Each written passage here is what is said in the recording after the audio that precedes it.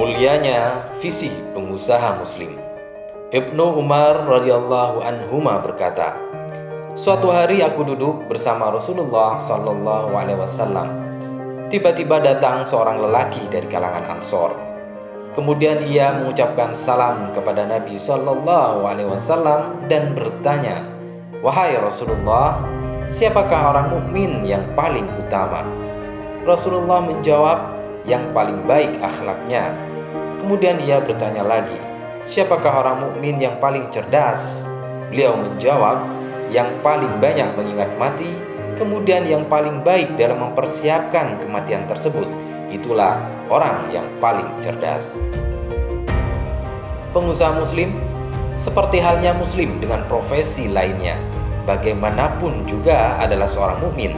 Standar kemuliaannya kembali kepada standar kemuliaan seorang mukmin. Dari hadis di atas bisa kita ketahui bahwa perkara kematian adalah perkara yang besar. Di sana ada kehidupan setelah kematian, yaitu pertanggungjawaban dan pembalasan. Kehidupan setelah kematian adalah kehidupan yang abadi.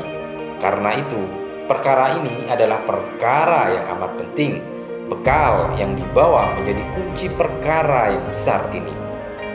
Allah Subhanahu wa Ta'ala berfirman, "Hai orang-orang yang beriman, bertakwalah kepada Allah dan hendaklah setiap diri memperhatikan apa yang telah diperbuatnya untuk hari esok. Dan bertakwalah kepada Allah, sesungguhnya Allah Maha mengetahui apa yang kamu kerjakan." Inilah visi besar seorang mukmin, termasuk seorang pengusaha muslim.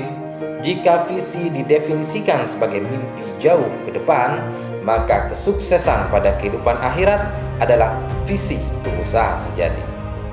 Amal pengusaha dengan visi kesuksesan akhirat ini pula yang dicontohkan para sahabat Nabi sallallahu alaihi wasallam. Abu Bakar As-Siddiq radhiyallahu anhu yang dalam suatu riwayat diceritakan bersusah payah memuntahkan susu yang sudah terlanjur ia minum karena takut statusnya haram adalah salah satu contoh. Abu Bakar pula yang paling banyak membebaskan sahabat Nabi dari kalangan budak. Ditebus dengan harga tinggi, bukan untuk dimiliki, tapi dimerdekakan.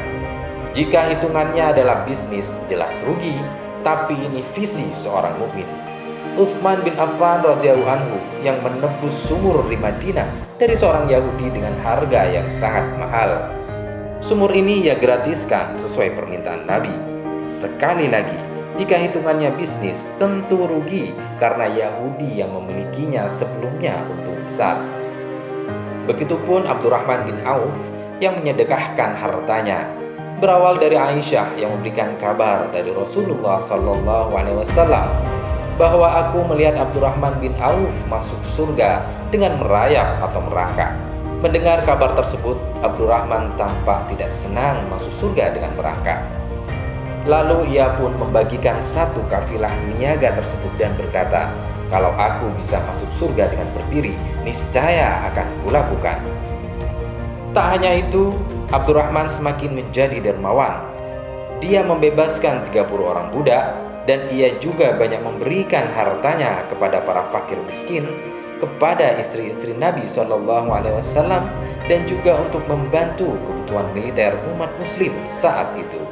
Bahkan dia juga mewasiatkan agar 400 dinar miliknya dibagikan kepada setiap orang yang ikut pada perang Badar. Utsman bin Affan yang termasuk orang kaya saat itu juga menerima bagiannya. Inilah visi seorang pengusaha muslim. Terlalu remeh jika sukses bisnis dan makmur di dunia menjadi sebuah visi, apalagi jika masih berkutat melakukan praktek muamalah batil. Kita sebagai seorang muslim tentu sangat mungkin memiliki dan mewujudkan visi ini.